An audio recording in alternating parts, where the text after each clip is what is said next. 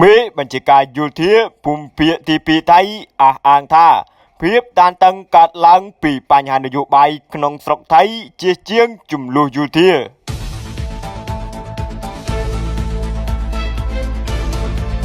ថៃ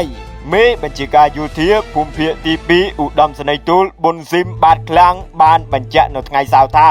ព្រំដែនកម្ពុជាថៃនៅតែមានសន្តិភាពមិនមានឧបទ្ទវហេតុហិង្សាកើតឡើងនោះទេ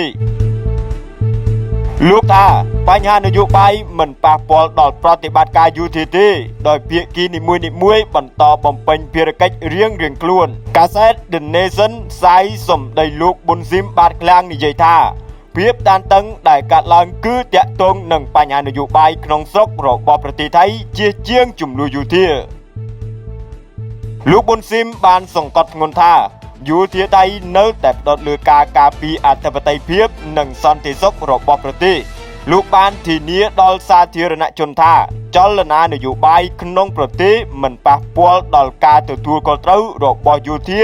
ក្នុងសន្តិសុខព្រំដែនទេ